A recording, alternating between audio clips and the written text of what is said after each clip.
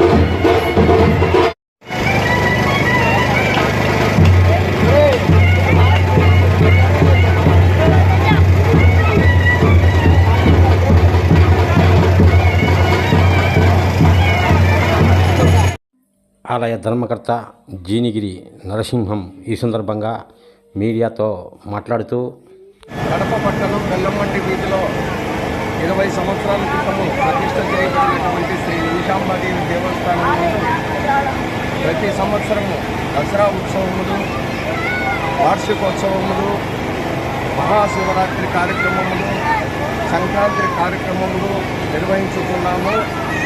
ఆ కార్యక్రమములలో భాగంగా ఈ దినము అనగా 29వ తారీఖు 26/4/2026 సంవత్సరం మొదలుకొని 29/4/26 సంవత్సరం వరకు 4 రోజులు ఈ యొక్క కార్యక్రమం నిర్వహించబడింది.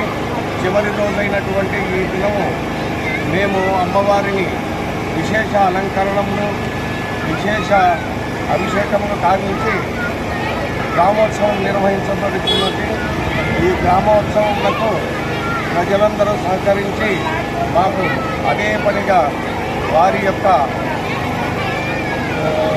దైనందిన కార్యక్రమంగా మొదలుకొని వారికి, వారి కుటుంబ సభ్యులకు శ్రీ నిమిషాంబాదేవి ఆయురారోగ్య ఐశ్వర్యములు కటాక్షింపజేయవలసిందిగా ప్రార్థిస్తున్నాము. జే నరసింహం, ఆలయ ధర్మకర్త మరియు శ్రీధర్, మా